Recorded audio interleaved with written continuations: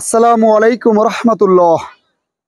সম্মানিত দর্শক, মুফতি হারুন ইজহার তার বক্তব্যের তীব্র নিন্দা জানাচ্ছি, ঘৃণা প্রকাশ করছি, ক্ষোভ প্রকাশ করছি এবং প্রতিবাদ জানাচ্ছি।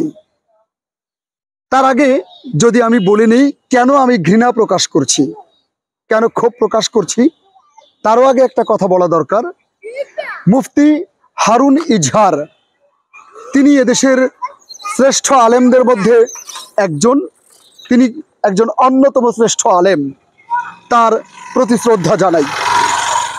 মুফতি হারুন ইজহার তিনি মাজলুম একজন আলেম, তিনি নির্যাতিত, স্বৈরাচার তাকে নির্যাতন করেছে, তাকে কারারুদ্ধ করে রেখেছে, তাকে রিমান্ডে নিয়েছে এবং তাকে বারবার নির্যাতন করেছে। এজন্য মাজলুম শায়েখ মুফতি হারুন ইজহার তিনি কষ্ট পেয়েছেন দিনের পর দিন। এই রাষ্ট্রের প্রতি তার কৃতজ্ঞতা অনেক, তার দেশপ্রেম বোধও অনেক। তাহলে তার প্রতি আমার এত ঘৃণা এবং ক্ষোভ এবং প্রতিবাদ কেন আমি জানাচ্ছি, তার কারণটা তো জানতে হবে। দেখুন, গতকাল বাংলাদেশ জামাত ইসলাম ভিন্ন ধর্মের লোকদেরকে নিয়ে প্রীতি সমাবেশ করেছে। অবশ্যই ভালো কাজ করেছে, চমৎকার উদাহরণ। এখন এই সমাবেশে জামাত ইসলাম দাওয়াত দিয়েছিল বিভিন্ন সংগঠনকে, তো সেই সংগঠনের পক্ষ থেকে কালবেলার সম্পাদক, ভারতীয় গুপ্তচর, রয়ের এজেন্ট, ভারতের দালাল, রাষ্ট্রদ্রোহী কাজ করার শামিল সন্তোষ শর্মা এসেছিলেন। আমি নিজেও এটা একেবারেই সাপোর্ট করি না, জামাত কোনোভাবেই হোক এটা মাইনাস করতে পারত। এখন এটার উপর একটা সমালোচনা অবশ্যই আমিও করেছি, অনেকেই করছে, দেশের বিবেকবান মানুষও করছে। শায়েখ মুফতি ইজহার, এই হারুন ইজহার তিনি কিন্তু এটার উপরে সমালোচনা করেছেন, কিন্তু সমালোচনার ভাষাটা এমন, তিনি কিন্তু বলেছেন, এই মুফতি হারুন ইজহার তিনি বলেছেন যে জামাত ইসলাম মুনাফিকের দলে পরিণত হয়েছে বা মুনাফিকি কাজে লিপ্ত রয়েছে। ওরা ভারতীয় কুত্তাগুলোর সাথে সংসার শুরু করেছেন।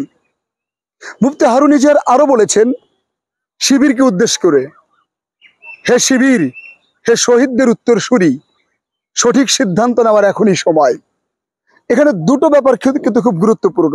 এক, জামাতের সমালোচনা কঠোর ভাষায় করতে পারত, কিন্তু এমন কটাক্ষ, এমন নিকৃষ্টভাবে ভাষা ব্যবহার করা একজন আলেম হিসেবে তিনি যৌক্তিক করেননি। কারণ এই মুহূর্তে একটা বাক্স প্রয়োজন ইসলামের পক্ষে। মুফতি হারুন ইজহার তিনি কিন্তু এই মুহূর্তে ইসলামী দলগুলোকে ঐক্য গঠন করার কাজে তার বেশি কাজ করা উচিত। এখন তিনি যদি জামাতের মতো একটা আদর্শিক দলের, বৃহৎ দলের, অন্যতম সেরা ইসলামী দলের বিরুদ্ধে এমন কটাক্ষ ভাষা ব্যবহার করেন, তাহলে ইসলামী দলের অনৈক্য তৈরি হয়। এটা অবশ্যই অপরাধ করেছেন। আরেকটা অপরাধ করেছেন, তিনি শিবিরকে তার বক্তব্যের মধ্য দিয়ে উস্কে দিয়েছেন, হে শহীদদের উত্তরসূরি, হে শিবির, তো সঠিক সিদ্ধান্ত নেওয়ার এখনই সময়। তার মানে কি, জামাত থেকে তাদেরকে ডিটাচ করবার জন্য তিনি উস্কানিমূলক বক্তব্যটা, উস্কানিমূলক কথাটা তিনি বলেছেন বা লিখেছেন। এটা ইসলামী দলকে ফাটল ধরাবার জন্য মুফতি হারুন ইজহারের এটা যৌক্তিক হয়নি। এখন আমি যদি বলি যে শায়েখ মুফতি হারুন ইজহার, আপনার বাবা মুফতি ইজহার সাহেব তিনি চট্টগ্রামের বাঁশখালী অঞ্চলে শেখ হাসিনার নেক নজর পাওয়ার জন্য, সুদৃষ্টি পাওয়ার জন্য তিনি কিন্তু বক্তব্য রেখেছিলেন, আপনার বাবা, যে শেখ হাসিনা হচ্ছে এ যুগের রাবেয়া বসরি।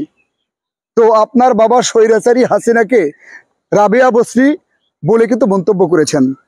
যাই হোক, অতএব আপনাকে সতর্ক হতে হবে। আপনার কাছে জাতি আরো আরো আরো দায়িত্বশীল আচরণ করে। আমার কথায় কষ্ট পেয়ে থাকলে ক্ষমা করবেন। আপনার কাছে আরো দায়িত্বশীলতা আমরা আশা করি। আসসালামু আলাইকুম রহমতুল্লাহ।